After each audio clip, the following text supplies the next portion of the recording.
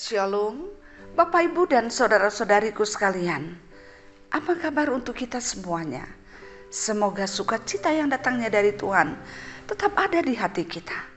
Dalam setiap situasi kita tahu Tuhan begitu baik dan Tuhan adalah kekuatan kita. Sekarang tiba saatnya kita akan mendengarkan firman-Nya. Kita akan menaikkan doa syafaat kita. Untuk itu mari kita mohon kekuatan, penyertaan dari Tuhan. Kita berdoa. Roh Kudus kiranya mengajari kami, membimbing kami, menambah hikmat kepada kami, sehingga kami mampu mendengarkan firman ini. Kami bisa mengerti dan kami sungguh-sungguh dikuatkan dan lebih lagi dalam untuk mengenal Tuhan dan mengenal diri kami sendiri. Sehingga melalui firman ini kami semakin dikuatkan untuk berjalan di dalam iman kepada Tuhan. Inilah doa dan harapan kami. Di dalam nama Yesus kami memohon. Amin. Saudaraku yang dikasihi oleh Tuhan, firman-Nya yang akan kita dengarkan pada hari ini diambil dari kitab Lukas 19 ayat 3 sampai dengan ayat yang kelima. Demikian bunyinya. Ia berusaha untuk melihat orang apakah Yesus itu. Tetapi ia tidak berhasil karena orang banyak, sebab badannya pendek. Maka berlarilah ia mendahului orang banyak, lalu memanjat pohon ara untuk melihat Yesus yang akan lewat di situ. Tetapi Yesus sampai ke tempat itu. Ia melihat ke atas dan berkata, "Zakeus, segeralah turun, sebab hari ini aku harus menumpang di rumahmu." Saudaraku yang dikasihi oleh Tuhan, ada pernah orang mengatakan, kita minta satu, diberi dua. Kita minta satu, diberi lima. Artinya apa? Melebihi dari kemampuan kita untuk meminta, kita mendapatkannya. Saudaraku yang dikasihi oleh Tuhan, itulah yang terjadi dalam diri Zakeus. Zakeus sang pemungut cukai, yang tentunya sebagai pemungut cukai, satu sisi dia harus menjalankan apa tanggung jawab atau kewajibannya sebagai pekerja pemerintah. Dan yang kedua, dia tergiur dengan jabatan yang ada untuk melakukan kesalahan. Dia terbawa, termotivasi untuk melakukan kesalahan, yaitu dengan cara meminta melebihi dari apa yang seharusnya diminta kepada masyarakat. Sehingga boleh kita tahu bahwa ketika hal itu terjadi, maka banyaklah orang yang akan menjadi musuhnya atau tidak menyukai dia karena dia dianggap orang berdosa. Karena dia dianggap sebagai orang yang koruptor. Saudaraku yang dikasihi oleh Tuhan, di tengah-tengah situasi kehidupan dan pekerjaan yang demikian yang dia lakukannya, tetapi dia masih punya hati.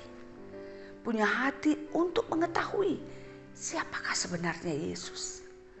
Dia masih punya kerinduan untuk mengetahui siapakah sebenarnya Yesus. Maka pada satu saat Yesus ada di mana dia ada, dalam satu kota. Sama seperti biasa, di mana Yesus begitu banyak orang untuk mengikut dia. Sehingga sangat sulit bagi Zakeus untuk berjumpa dengan Yesus. Dia rindu, dia ingin, tapi keinginannya dibatasi oleh kelemahannya. Dia sadar dia pendek, lebih pendek dari orang-orang yang ada di sekitarnya pada waktu itu. Namun kerinduannya untuk bertemu dengan Yesus tidak menjadi penghalang bagi dia untuk terus melihat, untuk berpikir apa yang bisa dia lakukan, kesempatan apa atau peluang apa yang dia bisa ambil untuk bisa bertemu dengan Yesus. Dia tidak kehabisan akal. Yang dia lakukan adalah memanjat pohon ara. Sehingga Dia berlari, dia berjalan melewati semua orang yang begitu banyak dan dia memanjat pohon ara. Saudaraku yang dikasihi oleh Tuhan, apa yang terjadi?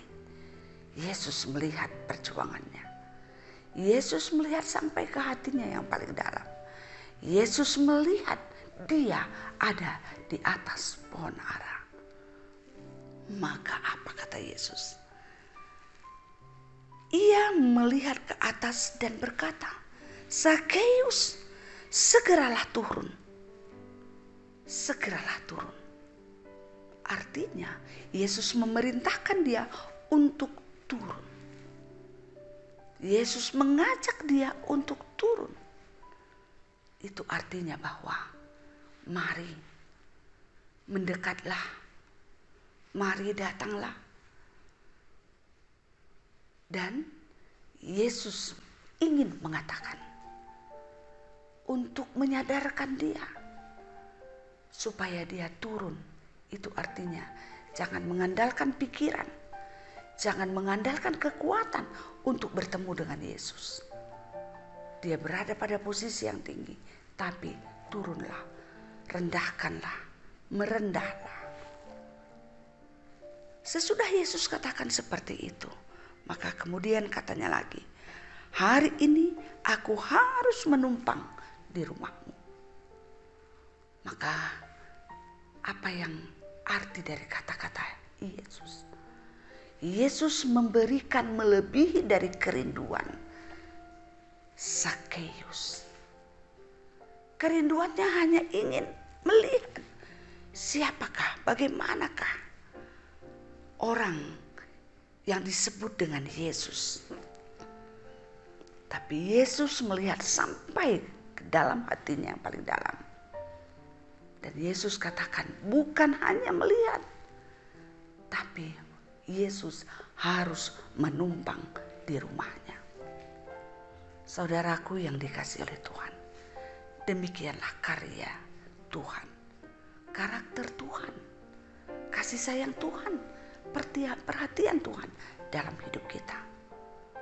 Pelajaran apa yang bisa kita ambil? Yang pertama, Yesus ingin kita rendah hati di hadapannya.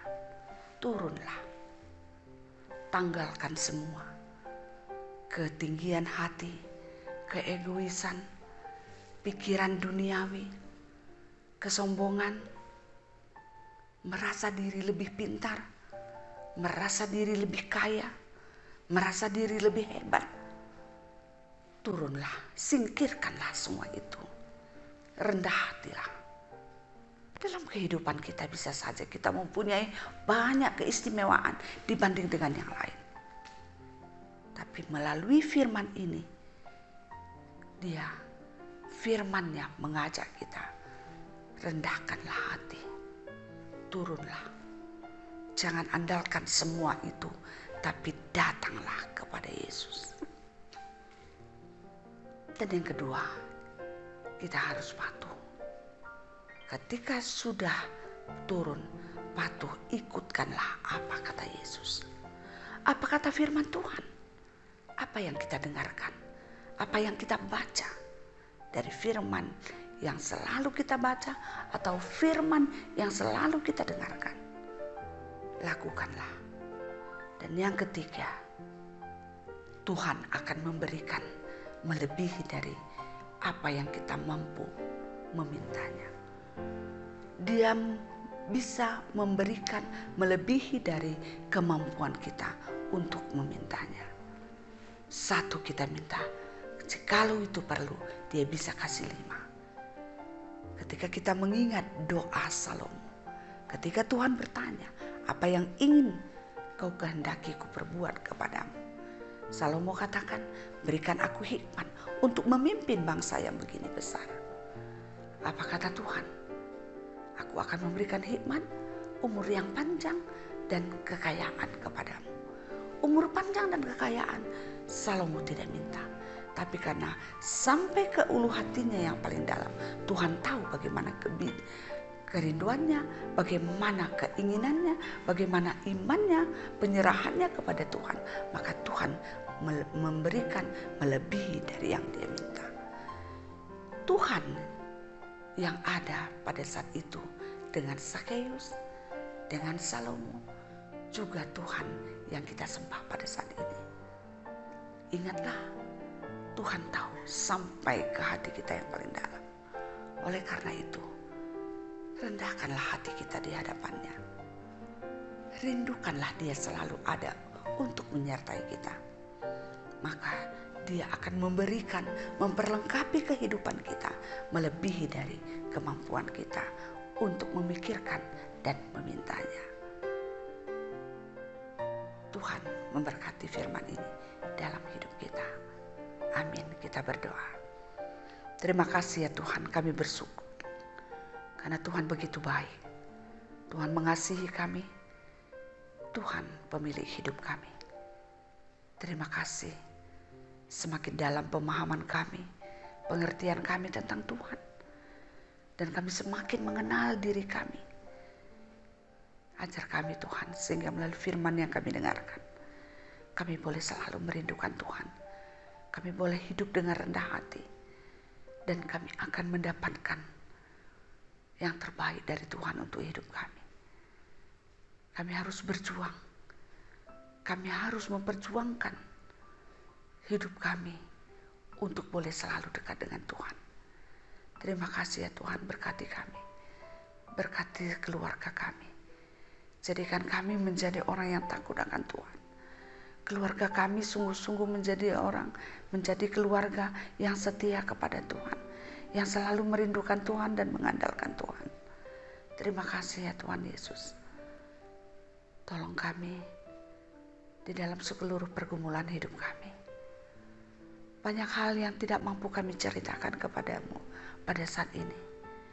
Karena kami tahu ya Tuhan, bahwa begitu banyak hal yang kami merindukan Tuhan campur tangan dalam pergumulan-pergumulan yang kami rasakan. Baik dari segi penyakit, ekonomi rumah tangga kami, anak-anak kami yang sedang berjuang untuk menggapai masa depannya, untuk orang tua kami yang sudah lanjut usia.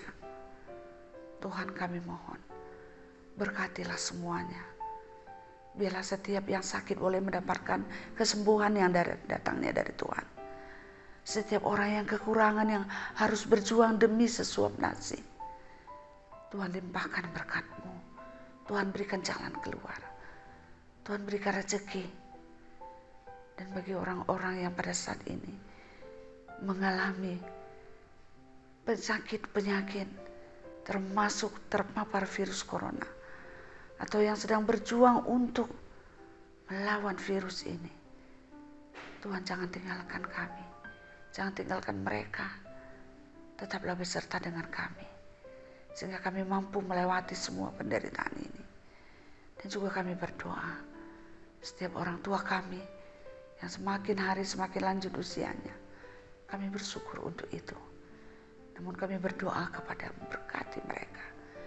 Biarlah setiap orang yang merasakan, orang tua kami yang merasakan kelemahan, ada rasa sakit, ada rasa keletihan, Tuhan baharui kekuatannya. Tuhan tambahkan semangatnya, Tuhan kuatkan imannya. Dan juga setiap keluarga yang merindukan anak di tengah-tengah keluarganya, Tuhan berikan. Karena kami percaya Engkau adalah sumber kehidupan. Tuhan bisa memberikan kehidupan baru di tengah-tengah seorang istri, dalam hidup seorang istri, di tengah-tengah keluarga yang merindukan anak. Dan juga kami berdoa untuk setiap orang pada saat ini, keluarga yang pada saat ini berduka, karena Tuhan panggil, Tuhan ambil orang yang Dia sayangi, sehingga harus berpisah dari dunia ini. Tuhan berikan pengertian, berikan makna apa arti kematian, sehingga situasi ini tidak membuat dia terpuruk, tapi dia melihat karya Tuhan, bahwa ada yang terbaik dalam hidupnya. Terima kasih ya Tuhan, ajar mereka untuk merasakan kasih-Mu. Inilah harapan kami, dan kami mohon ampuni kami dalam setiap salah dan dosa kami, sehingga kami layak untuk berdoa, layak untuk meminta kepada-Mu. Di dalam nama Yesus, Kami berdoa, kami menyembah, kami memohon kepadamu. Amin. Demikianlah firman yang kita dengarkan pada hari ini dan doa yang sudah kita sampaikan. Kiranya damai sejahtera yang datangnya dari Tuhan, yang melampaui segala akal dan pikiran kamu, akan menyertai kamu dari sekarang sampai selama-lamanya. Amin. Salam semangat, tetap sehat. Tuhan beserta kita semuanya. Terima kasih.